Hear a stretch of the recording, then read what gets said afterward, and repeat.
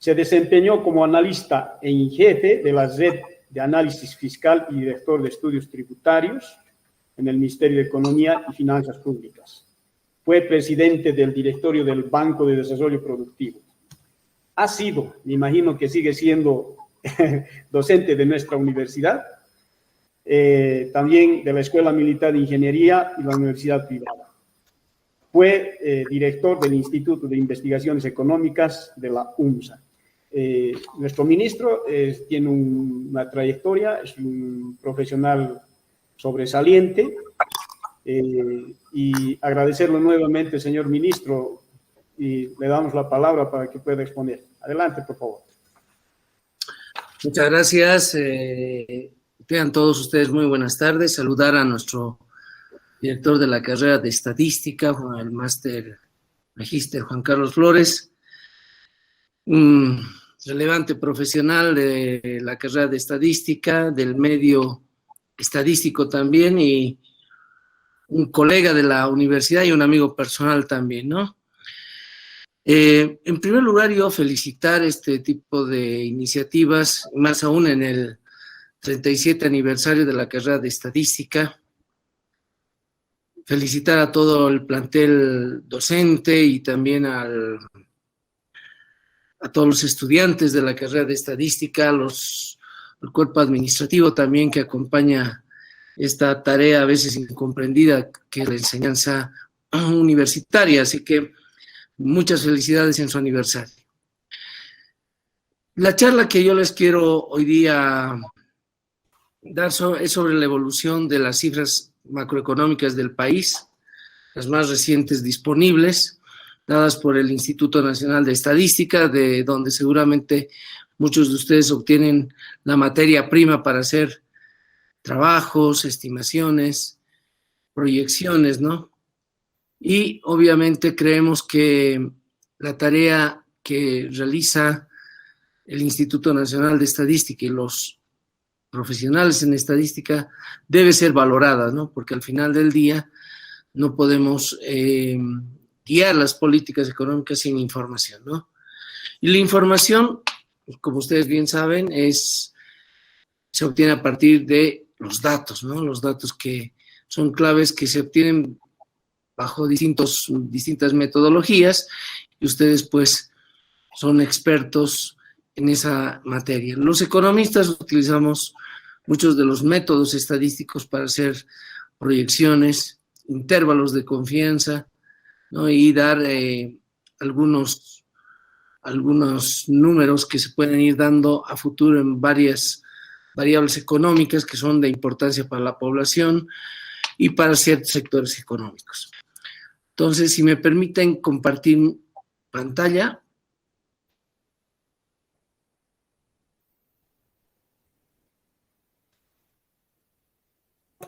Adelante, por favor. Ya, entonces, si me permiten, a ver.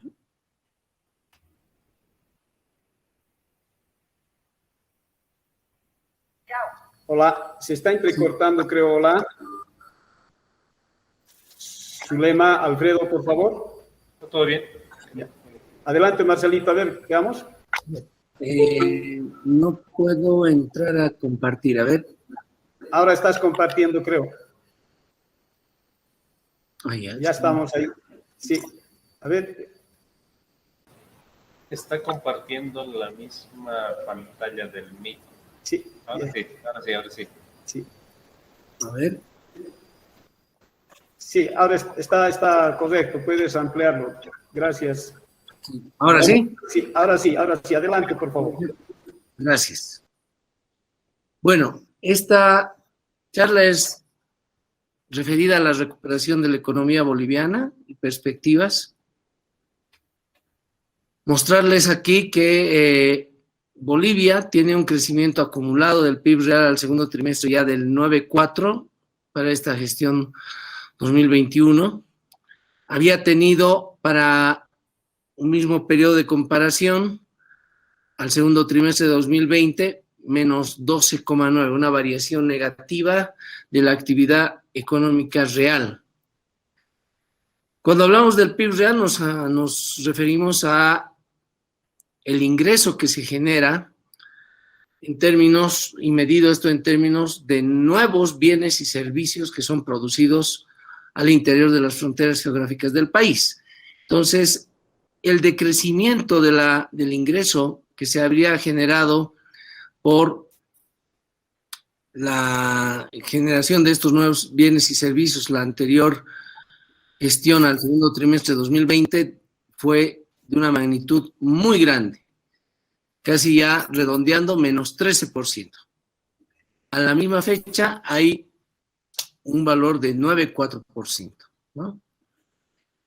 Y aquí se habla mucho del rebote estadístico, ¿no? Que, bueno, en función de la caída como tal, la base de comparación es menor y cualquier cosa que hagas puede parecer relativamente grande. Pero aún así, tomando ese elemento, hay que considerar que varios sectores se han ido reactivando. Si fuera, digamos, simplemente un rebote estadístico, bueno, muchos sectores no estarían en la dinámica de empezar a recuperarse. Y lo han hecho principalmente la minería, con un aumento de un 53%, transporte y almacenamiento con 35%, en esa misma magnitud igual la construcción, los hidrocarburos con 17%, cercanos al 10% electricidad, gas y agua, comercio, industria manufacturera. Y otros sectores que también están teniendo variaciones positivas, ¿no? Los que han tenido variaciones negativas son servicios de la administración pública y establecimientos financieros. Pero lo importante es también ver que dinámicamente estos últimos dos sectores tienen variaciones negativas, pero ahora ya menores, o sea, que van convergiendo a acercarse a variaciones positivas en el tiempo.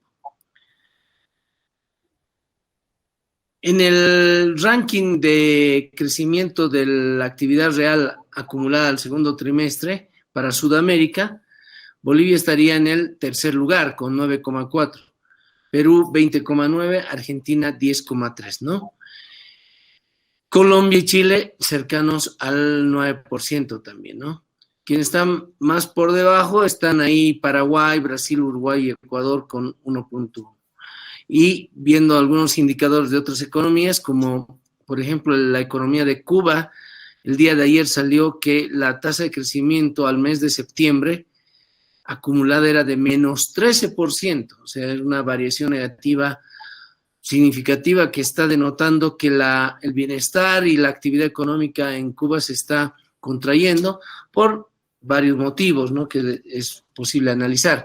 En el caso boliviano vemos que esta situación es contraria, o sea, es una expansión de la actividad económica, de la generación de ingresos, producción y empleo. Es importante descomponer este crecimiento por las incidencias, o sea, el aporte que da la demanda interna, que es, según la fórmula del Producto Interno Bruto, que es consumo, inversión, gasto, esa es la demanda interna, que es en el fondo la absorción, el poder de compra que tienen los residentes de la economía sobre bienes, ya sean importados o nacionales, ese poder de compra, ¿no? Esa es la demanda interna. Y la demanda interna de este 9,4 está explicando con un 8,2. O sea, es un componente muy importante de esta recuperación, la demanda interna. Y las exportaciones netas están explicando en 1,2, que sumando dan el 9,4. Noten que el 2020 el decrecimiento también fue importante en la demanda interna, que se redujo en menos 16. Y sí, las exportaciones netas habían crecido en 3,1, pero en global, en el número ya concreto, era menos 12,9. Y de la misma manera ha ocurrido en el 2019, pero al revés, ¿no? Porque el decrecimiento es más bien en las exportaciones netas y la demanda interna es el factor relevante. En muchos de los años anteriores, la demanda interna siempre ha sido el elemento diferenciador o el elemento que más aporta al crecimiento de la actividad económica de Bolivia. En este crecimiento acumulado sectorial, para el lado, por ejemplo, de la construcción, es muy importante tomar en cuenta al sector de la construcción. Ahí, entre enero 2019 y julio 2021, se ve la evolución de elementos que también ratifican que la construcción está mejorando. Y ello se verifica en la importación de barras de hierro, que está aumentando en un 67%, el índice de insumos importados para la construcción en un 28%, la producción de cemento igual cercano al 30%, indicadores que están aumentando y que estamos denotando la recuperación del sector de la construcción y hacen contraste con lo que estaba ocurriendo en julio y agosto del año 2020, donde obviamente por el fenómeno de la pandemia estaba registrando variaciones negativas muy intensas en el área de la construcción y obviamente la propia producción de cemento, la importación de barra de hierro e insumos importados para la construcción. De la misma manera se puede ver que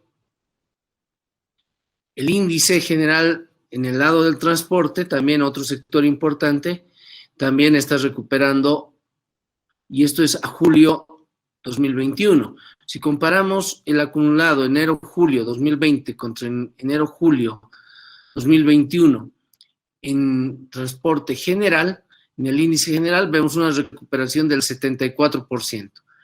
Transporte carretero en un 84%. En transporte aéreo, 46%. En transporte ferroviario, 54%. Entonces son recuperaciones importantes en este sector. También está el crecimiento acumulado del índice de consumo de energía eléctrica por tipo de usuario. Y esto es muy importante y significativamente relevante a la hora de mirar, por ejemplo, el aumento del crecimiento acumulado del índice de consumo industrial. Las industrias demandan potencia. Y la demanda de potencia es un indicador adelantado o componente de un indicador líder de la actividad económica. Es decir, que cuando se demanda potencia y esa demanda va en aumento, se entiende también que al final del día hay una demanda por la producción de algún bien y servicio. Por lo tanto, las industrias, las factorías demandan más potencia cuando saben que tienen que ofrecer más porque hay una demanda también creciente en bienes y servicios. De la misma manera lo han hecho tanto el sector de la minería y las factorías de cemento, ¿no?, que están aumentando la demanda de energía eléctrica. La inscripción de nuevas empresas. A septiembre del año pasado, 10.097 se habían inscrito, ¿no? Ahora hay 15.271 nuevas empresas, un incremento más o menos del 51%.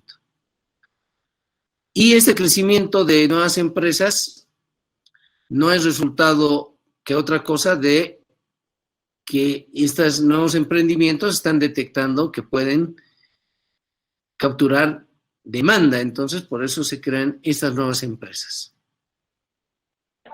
El valor de ventas o servicios facturados también de restaurantes, que es un servicio muy importante para ver si va dinamizándose la actividad económica del sector terciario fundamentalmente, muestra también que las ventas facturadas han pasado de 216 millones de agosto 2020, que ya más o menos había algo de recuperación, pero leve, a 295, un incremento del 37%.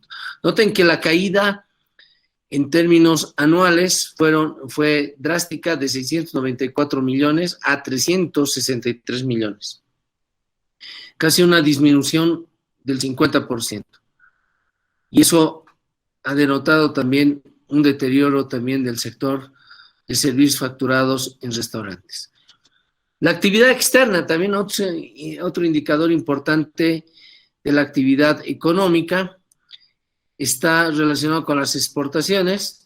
donde vemos un repunte muy importante al mes de agosto, de 4.213 millones de dólares, estamos pasando casi a 7.000 millones, un aumento del 65%, y si denotan también al mes de agosto ya es más grande, incluso de lo que fue el 2020 en términos anuales, ya hemos superado este sector punteado a la izquierda ya es anual y esperemos que podamos superar ya lo que es el 2019.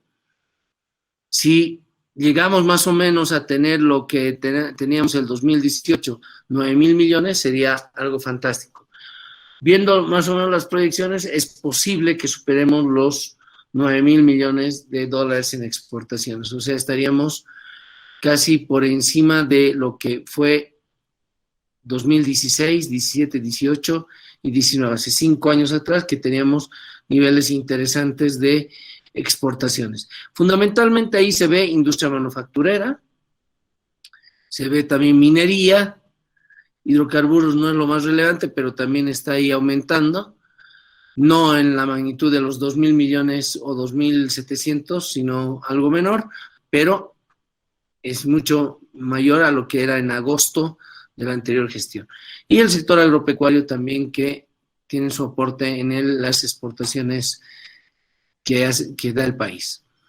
De la misma manera vemos aquí el nivel de import o importaciones según destino económico acumulado al mes de agosto.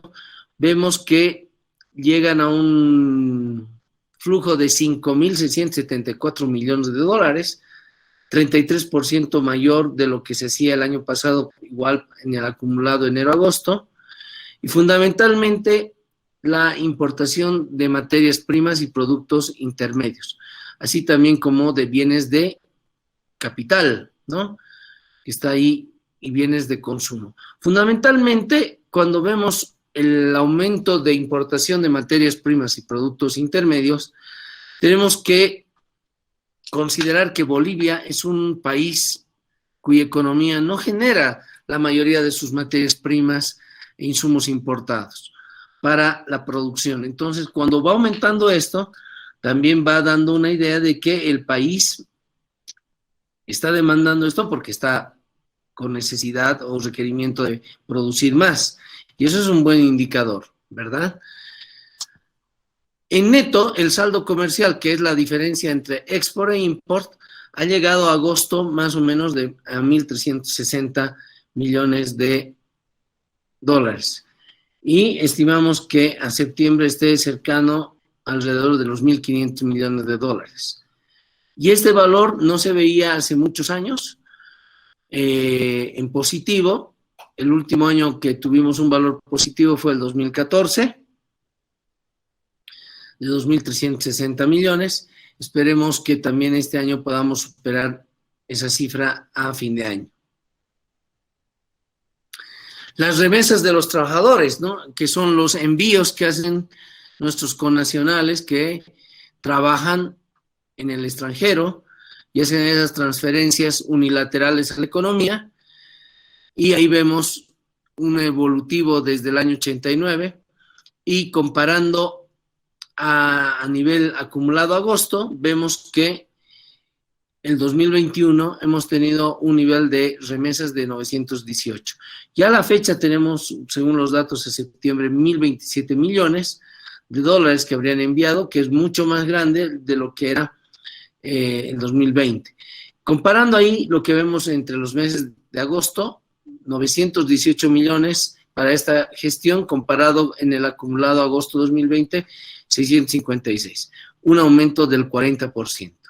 Entre el 2019 y 2020 vimos una reducción, obviamente por el tema de la disminución de la actividad económica en varias partes del mundo, en gran parte del año. Entonces, vemos que ahora hay una recuperación también importante en ese ámbito.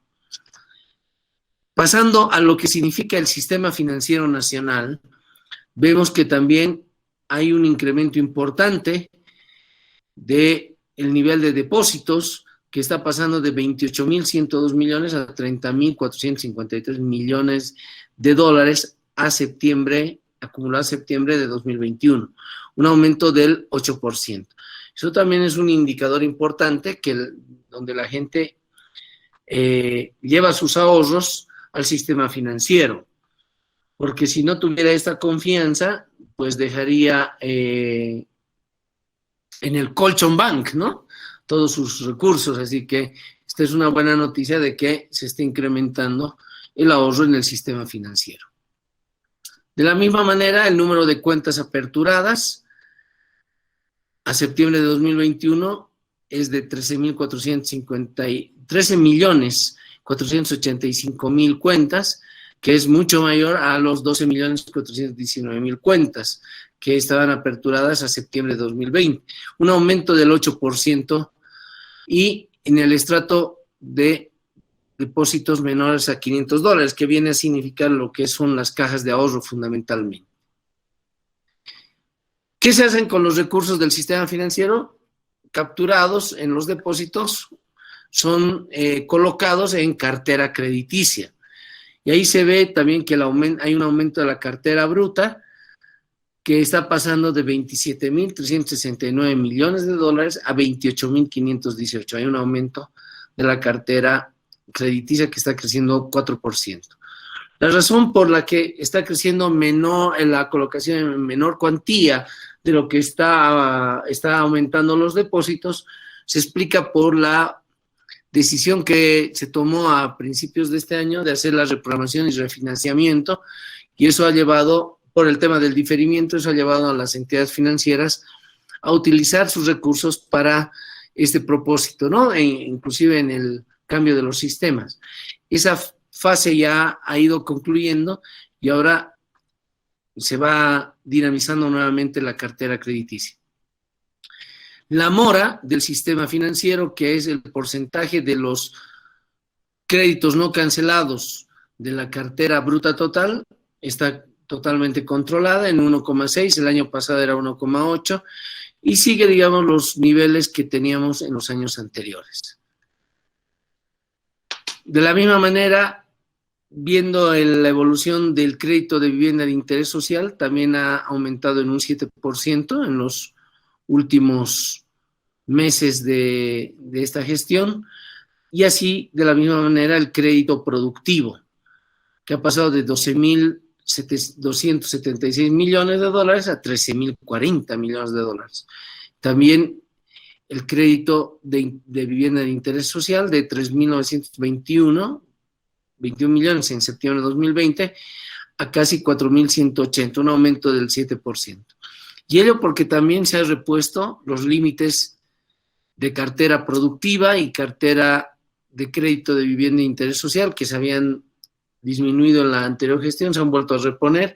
Entonces, hacia arriba, en todos los bancos tienen que cumplir esas metas.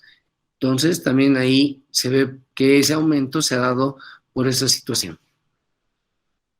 Las recaudaciones tributarias también están aumentando en una cuantía importante, de 31.209 millones de bolivianos a 36.454. Es un aumento del 17% en la evolución acumulada a septiembre de 2021 comparado con 2020. Y eso nos está reflejando que la economía también se está dinamizando. ¿Por qué? Porque en la medida que los agentes económicos tributan, no lo hacen porque hace una contribución al país en sí. El pago de tributo, eso es una obligación, no es una contribución voluntaria, por lo tanto, se ve también la dinámica de Alfredito, por favor, a Freddy y Alejandro, puedes ponerlo en silencio, gracias. Ok, muchas gracias. Entonces hay aquí un aumento importante de las recaudaciones tributarias. Y ya vamos finalizando elementos importantes de esta situación de la perspectiva, de la situación económica actual. En la recaudación tributaria por tipo de impuesto, vemos en el acumulado de septiembre que el IVA está aumentando en un 31%, de 10.700 millones a 14.000 millones. De la misma manera lo ha hecho el IUE en un 12% de incremento, el IT, el impuesto a las transacciones, en un 26%, el ICE en un 16%, y así otros impuestos también que han ido aumentando. La inversión pública también ha aumentado. De agosto 2020 a agosto 2021, a 12 meses, hay un incremento del 106%, de 694 millones de dólares a 1.433 millones. Y considerando la meta de 4.011 millones, ya se tiene un avance cercano al 37% de ejecución de la inversión pública.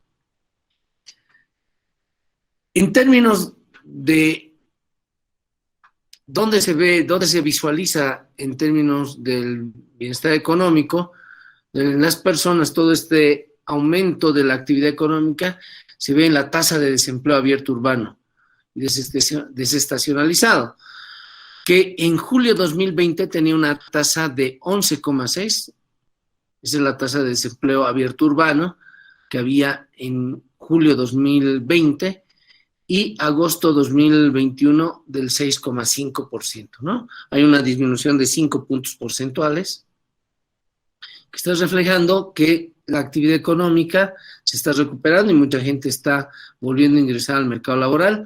Eso lo notamos en esta gráfica, donde más o menos, si considerábamos que eran 3.700.000 personas las que están en el mercado laboral a junio de 2019, más o menos para junio de 2020 había reducido ese número a 3.288.000 personas. Casi como 430.000, 440.000 personas habían dejado de estar en el mercado laboral y ahora eso se ha incrementado a 4.206.000 personas, ¿no? Hay un aumento entre agosto 2020 y agosto 2021 de 917.225 fuentes de empleo, ¿no? Y eso se verifica en varios sectores, en la industria manufacturera, un aumento del 28% de más población ocupada, en comercio 39% más, actividades de alojamiento y comidas 35% más, construcción 24%, y esto es relevante, ¿no? De 115.000 personas a 391.000 personas, aproximadamente hay un número importante de más o menos 55.000 personas ingresando nuevamente en el área de la construcción, transporte y almacenamiento también un aumento del 17%. Por lo tanto, vemos que en varios sectores también se va reflejando esta mejoría en el mercado laboral. La tasa de desocupación de la población de 16 a 28 años de edad también ha tenido una reducción del 19,2 a un 10,1 entre julio 2020 y agosto 2021. En términos de perspectivas para el 2021, nosotros como país, en el programa fiscal financiero habíamos establecido que nuestra tasa de crecimiento iba a ser del 4,4%, aunque para otros organismos nos sitúan en tasas más altas, como el FMI o el Banco Mundial y la CEPAL, por valores superiores al 4,4%, o sea, más o menos cercanos al 5%, ¿no? Bueno, con esto yo les agradezco su tiempo y la atención a este informe, que gentilmente también nos ha abierto el espacio la carrera de estadística a través de la invitación de nuestro director, Juan Carlos Flores. Muchas gracias. Gracias, estimado Marcelito, muy amable. Realmente estos datos son de suma importancia. Nos estás mostrando datos reales. Aquí mis estudiantes y mis colegas valoran esa información, porque definitivamente es importante saber este tipo de información, ¿no? Para ver cómo está nuestro país y qué mejor, ¿no? de nuestro ministro. Entonces, yo veo también ahí mucha información que se puede hacer bastante estadística. Seguramente ahí veo que, por ejemplo, se pueden hacer predicciones a través de los métodos de series de tiempo, que nuestro estimado ministro conoce también. Y bueno, pues estamos nosotros como cadera para coadyuvar a nuestro país, estimado Marcelo. Como dijo el señor ministro, es también un amigo personal, un gusto tenerlo acá. Y bien, no sé si tienen alguna pregunta, por favor, los estudiantes o docentes, aprovecharemos su tiempo, que después no lo vamos a ubicar a nuestro ministro. ¿Alguna pregunta?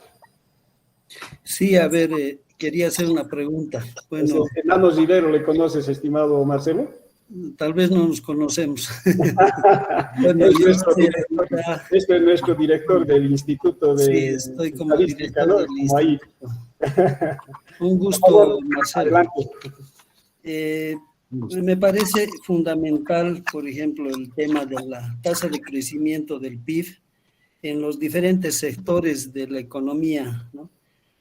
Por ejemplo, en el caso de transporte, bueno, yo tengo algunos datos que he visto desde como fuente el INE. Por ejemplo, en el caso de transporte aporta un 10%, y creo que lo más relevante está en la industria manufacturera, aunque tenemos un reducido grupo de industria a nivel nacional. Pero lo que yo quería consultarte es si, bueno, en relación al aporte que se da al crecimiento del PIB, ¿cómo evoluciona el empleo? Porque, por ejemplo, ¿de qué me sirve, por ejemplo, un incremento en el comercio, en el empleo, cuando el aporte de la tasa de crecimiento en el PIB no es relevante? Entonces, eso es lo que quiero saber, ¿no? Una comparación del empleo en relación al aporte al PIB, ¿no? Muy bien, es importante. Tiene controlado eso, ¿no? Perdón, ¿cómo va a ser la metodología? ¿Preguntas-respuesta o vamos acumulando las preguntas? Estimado Juan Carlos. Yo creo que respondemos. Vamos respondiendo, ¿no? Muy bien. Muy interesante la pregunta que nos hace nuestro colega Fernando Rivero, y esto va ligado a lo que es la función de producción teórica, ¿no? El aporte que tienen los factores, en este caso el trabajo y el capital. En economías como las nuestras, empíricamente el aporte del capital, digamos, es un aporte sustancial porque Bolivia generalmente no son industrias, no son economías industrializadas, ¿verdad? Por lo tanto, el aporte marginal que le da el capital es muy importante. Aquí el empleo también, y no solo el empleo formal, sino también el empleo informal, también tiene un aporte sustantivo, pero en menor cuantía, porque las economías como las nuestras, que han pasado de la etapa de primarización o están en la etapa de primarización, tienen un carácter empírico muy concentrado en el área del factor capital, ¿no? En cambio, en economías industrializadas, eso se va volcando.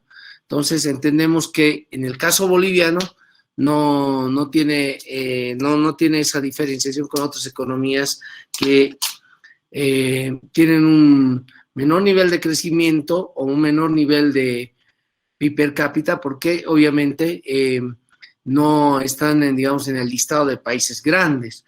Por lo tanto, ahí vemos que la contribución, más o menos, si fuera una función de producción Cobb-Douglas, más o menos sería más o menos como 0,5, 2/3 para el capital y 1/3 o 0,5 para la mano de obra, ¿no? Empíricamente. Eso podríamos contestarlo así, pero ahora el aporte propiamente de esta fracción es muy complicado saberlo porque no estamos cerca del PIB potencial. Gracias. Gracias. Sí, por el tema es que realmente nosotros vemos en nuestro país el incremento del comercio, especialmente el sector comercio, la disminución en la industria manufacturera o el sector servicios, que es lo que se incrementa, pero su aporte, digamos, al PIB Es bajo. no lo veo como relevante. Claro. Y en realidad el tema de empleo se incrementa ahí, ¿no? Los cuenta propia y todo eso, los que se dedican al comercio, entonces no hay una relación, ¿no? Esa era mi preocupación. Pero gracias, Marcelo, por la respuesta. Gracias. Perdón, si me permites complementar, es excelente lo que tú estás señalando y va en la línea que más o menos he respondido, porque obviamente el comercio tiene un valor agregado mucho menor, o sea, y la suma de valor agregado nos lleva al PIB a precios básicos, ¿no? O a costo de factores. Por lo tanto, el mayor aporte en productividad viene obviamente del capital para economías como las nuestras, ¿no? Sí, muchas gracias. Gracias. Gracias. No sé si hay alguna consulta más, por favor. Sí, yo tengo una consulta. Una colega, estimado Marcelo, Vilma Sí. Peñafiel. Adelante, por favor. Gracias. Bueno, yo recientemente me había enterado sobre la reducción del encaje legal en la moneda extranjera, donde el Banco Central ha reducido 15 puntos porcentuales, ¿no? De 46.5% a 31.5%. Esta medida, me imagino que ha sido también una medida extrema que han tenido que tomar para poder ayudar a todas las personas y empresas que necesitaban, primero, que se les amplíe su mora, y en otros casos para poder tener más circulación y efectivo.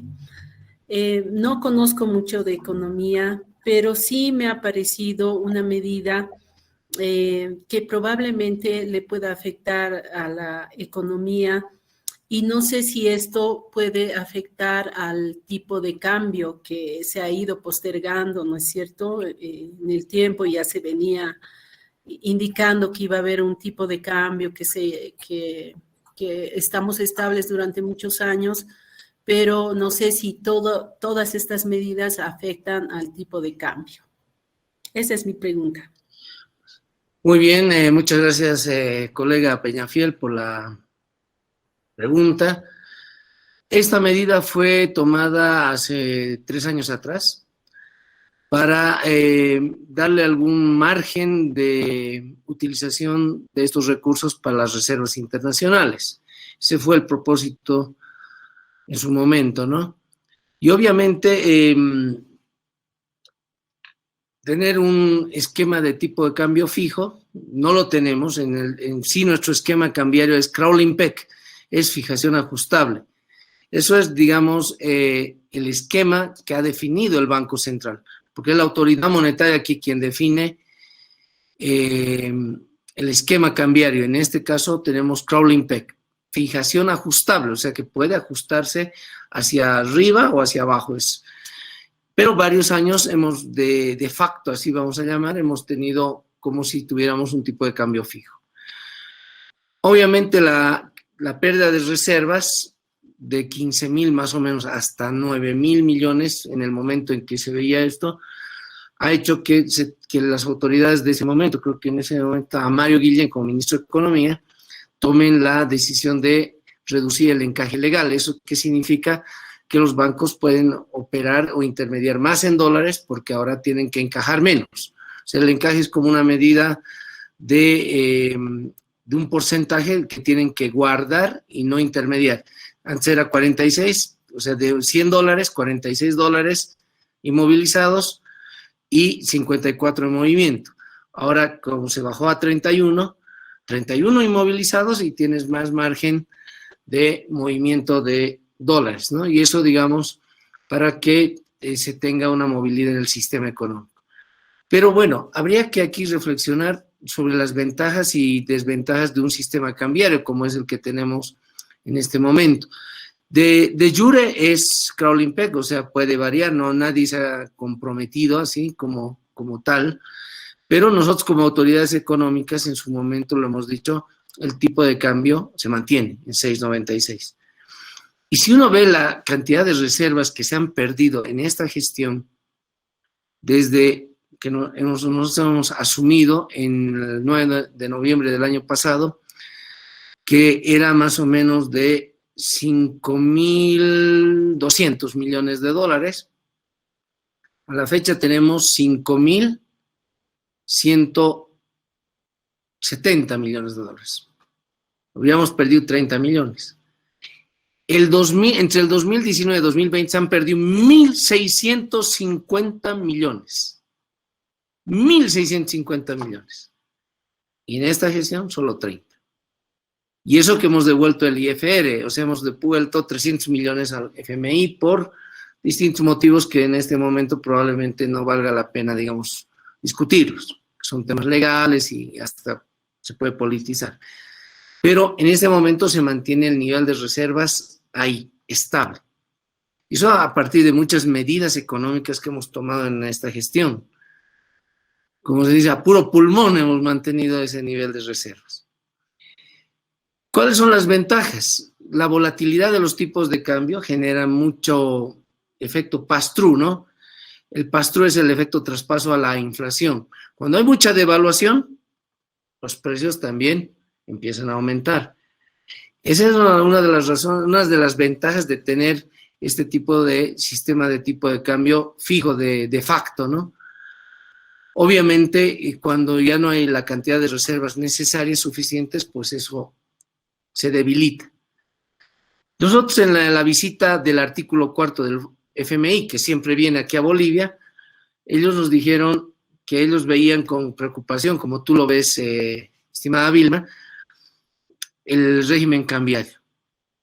Entonces yo les argumenté que en trabajos que yo había hecho en el mismo Instituto de Investigaciones de la carrera de Economía y otros investigadores, no veíamos que la condición Marshall-Lerner, que es una suma de elasticidades, tanto de la demanda por bienes producidos, pero demanda externa neta de los países socios, más la demanda externa de nosotros por productos importados, no era mayor a la unidad. Eso significa que no vale la pena devaluar la moneda para mejorar la balanza comercial.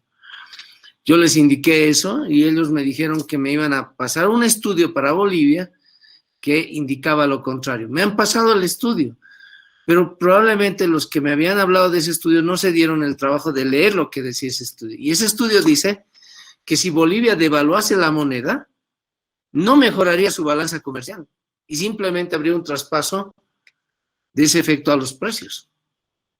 Entonces, el mismo Fondo Monetario Internacional me nos está dando la razón, tal vez por un descuido de que no han leído lo que ellos mismos producen, ¿no? Pero, obviamente, la medida, y siendo concreto a tu pregunta, la medida, lo que ha tratado de hacer en su momento es reforzar las reservas. Hoy ya no podemos seguir jugando con esa medida de bajar el encaje, ¿no? Entonces, hemos aplicado otro tipo de medidas que ha hecho que perdamos solo 30 millones de dólares en la presente gestión, versus los 1.650 millones que se perdieron entre noviembre de 2020 y noviembre de 2019. 1.650 millones. Entonces, son cosas que probablemente ustedes pueden ver. Esta es información del Banco Central. Ustedes pueden verla y estamos haciendo todos los esfuerzos de mantener la paridad cambiaria porque las devaluaciones en los países vecinos es muy grande. Brasil, el mismo Chile está devaluando la moneda. Entonces, mantenernos así realmente es algo muy importante. Bueno, no se tiene que echar flores, pero la verdad que se está haciendo esfuerzos a puro pulmón, como decimos con el presidente del Banco Central. Muchas gracias. No sé si puedo hacer otra preguntita, pero es más... Tiempo el señor ministro, con gusto, con Marcelito, no sé si hay... No tenemos ningún problema. Ya, por favor. Es más una curiosidad. Recientemente, ¿quién no visita la feria 16 de julio, no es cierto? Donde se mueve se mueve la economía, pero el ministerio ¿ha podido hacer algún estudio sobre la economía informal versus la economía formal en la Feria 16 de julio? Y en todas las ferias que me imagino hay en el país, pero esta se ha vuelto, creo, la más concurrida y la que tiene más movimiento económico. Bueno, tenemos algunos estudios parciales, Vilma, ¿no? De hecho, lo que hemos notado que en el fondo hay mucho contrabando. En el fondo es ropa nueva. Y tú sabes que mucha gente va ahí, incluso de clases altas, van los días domingos o jueves, ¿no? Ahí con sus lentes negros, gorra, bien transformados, van a comprar ahí, porque la verdad que hay ropa nueva, de marca, que salen de los outlets de Estados Unidos, de Europa, entonces vienen ahí, ¿no? Entonces se ve que es un fenómeno de esta economía informal de contrabando en muchos casos, ¿no? Y probablemente ellos mismos nos han dicho que si pudieran ver la posibilidad de traerlo formalmente y hubiera, digamos, un despacho rápido, ellos lo traerían así normal, sin tener que pasar por ese elemento de que sea de contrabando. Entonces, nosotros hemos evaluado no solamente en el mercado, digamos, de 16 de julio, que son los más grandes, sino ahí está la cancha, la ramada, ¿no? Que son, para mí, mercados informales, y estamos viendo las medidas desde el tipo de vista aduanero para que pueda haber esta importación legal, porque al final eso le va a dar nomás al país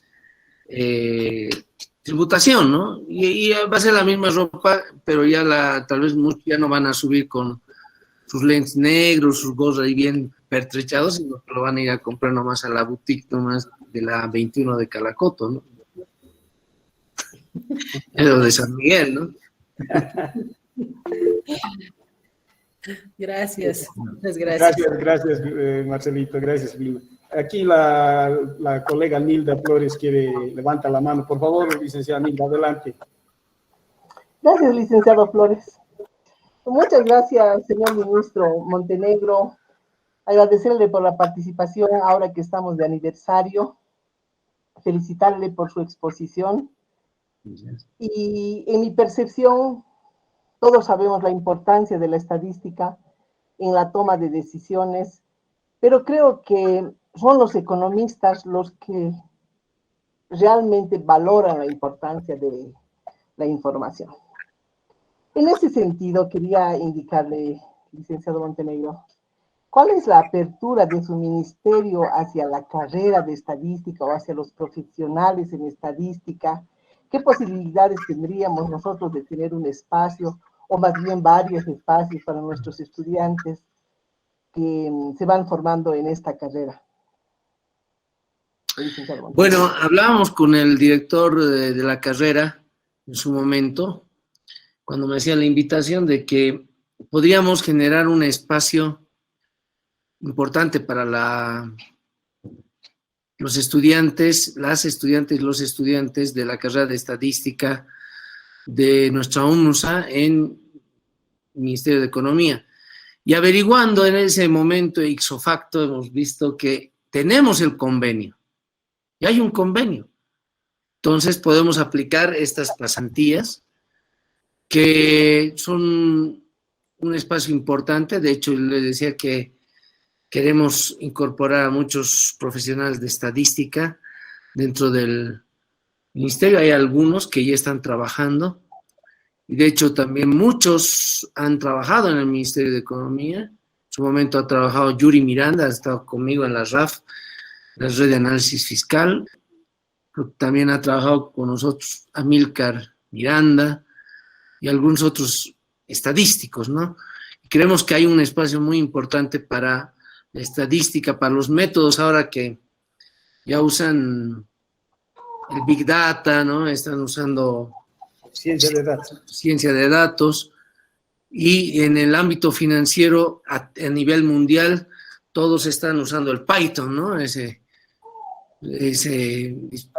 medio importante para ir programando y sacando esa ciencia de datos, de esa masa de datos tan grande, patrones, ¿no?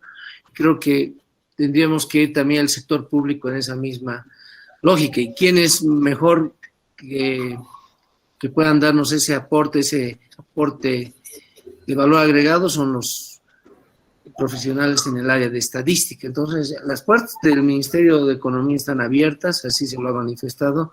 Entonces, podemos ir, nosotros vamos a ir sacando un requerimiento, que justamente lo vamos a hacer para iniciar la gestión, pero ya podemos ir avanzando, obviamente, con nuestra carrera de estadística.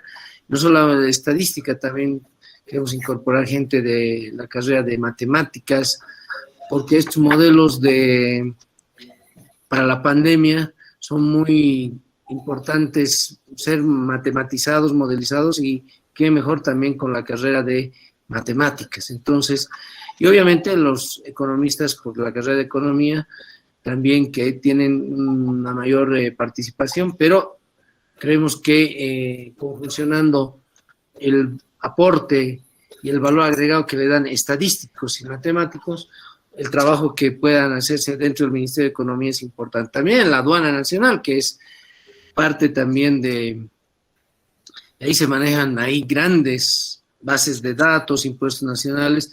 Entonces, están aperturadas estas instituciones para que puedan hacer las pasantías y, bueno, robarnos al mejor recurso humano que tengan. Muy brevemente, licenciada Flores, yo cuando hablaba con Narcís Zapac, profesor de evaluación de proyectos, me decía, ¿quién crees que es el peor enemigo de la Universidad de Chile o el rival de la Universidad de Chile? Yo le decía, ¿será la Universidad Católica de Chile? No, es la empresa eléctrica. Nos roba los mejores talentos, al mejor capital humano que tenemos. Y obviamente las universidades, por varias razones, no retienen al recurso humano, ¿no?, dentro de la universidad. Entonces, nosotros queremos capitalizar ese recurso humano dentro del Ministerio de Economía. Por lo tanto, ya habíamos hablado de ese tema con nuestro colega director Juan Carlos Flores, para ya ir operativizando este elemento dentro del Ministerio de Economía. Fantástico, señor ministro.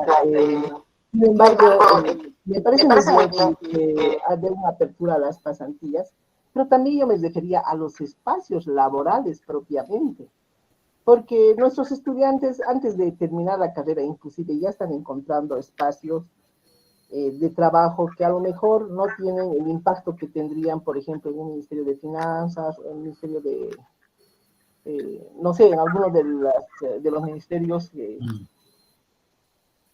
tiene el Estado, ¿no? Una cosa es la pasantía y otra cosa es el espacio laboral. Lamentablemente las pasantías en estos últimos tiempos, en todas las instituciones, tanto públicas como privadas, no le dan la jerarquía a futuros profesionales que van a ser, no sé, pues en adelante, no solo licenciados, serán másteres, algunos serán doctores seguramente. Entonces las pasantías, desde mi punto de vista, claro que puede ser muy restringido, es simplemente, muchas veces se convierte en un robo del tiempo de los estudiantes. Entonces, me ha parecido escuchar que también decía usted el espacio laboral, así que le agradezco mucho esa apertura a nombre de mi carrera. Yo creo que sí es importante valorar la formación que tenemos en nuestros estudiantes, que son muy pocos, y yo creo que si todos tomamos decisiones basadas en información estadística, habremos mejorado nuestras decisiones a nivel del Estado. Así ¿No, es. licenciado Montenegro? Así es, exactamente. Entonces, hecha la solicitud, nosotros también vamos a aperturar espacios laborales para los profesionales estadísticos. Como lo mencionaba, de hecho, ya han trabajado algunos de los colegas que cité anteriormente acá, y obviamente hay que seguir aumentando esos espacios laborales para nuestros profesionales estadísticos, especialmente de nuestras universidades públicas, ¿no? Y ese es el propósito. Gracias, licenciado Montenegro. Gracias, licenciado. Gracias. Gracias, Hilda, muy amable. Como verás, estimado Marcelo, aquí hay preguntas, pero yo creo que paramos ahí. Vamos para tal vez conocimiento de la carrera, estimado Marcelo, nosotros hemos conversado con nuestro ministro, y yo como director, como lo dijo, y seguramente en estos días, durante estas semanas, meses, vamos a ir conversando, aperturando estos espacios. Tal vez comunicar también, estimado Marcelo, nos están robando los bancos, tenemos muy buenos profesionales en los bancos haciendo Big Data, Machine Learning, minería de datos, etcétera. Entonces, creo que también es una buena opción para el ministerio que también podamos enviar a algunos de nuestros estudiantes y pueda ser contribución para el país, ¿no? Porque realmente se requiere ese tipo de análisis, ¿no? Digamos, de conglomerar, de clasificar, de agrupar, etcétera, y un sinfín de métodos que sí les puede ayudar. Entonces, yo realmente estoy muy contento con nuestro ministro porque él definitivamente tiene una mirada, digamos, técnica, profesional, y bueno, cuando digo técnico, se va apoyando en lo que es la estadística, y somos amigos, nos conocemos bastante y sabemos qué tendencia tiene, y justamente, estimado Marcelo, vamos a aprovechar esa inquietud, esa dirección que tú tienes, esa mirada, y como Carrera, pues yo te agradezco, realmente te agradezco infinitamente por mostrar a la sociedad estadística que definitivamente en Bolivia creo que La Paz es la que más está a la punta, ¿no? Tenemos en Potosí, pero La Paz está más, digamos, avanzando.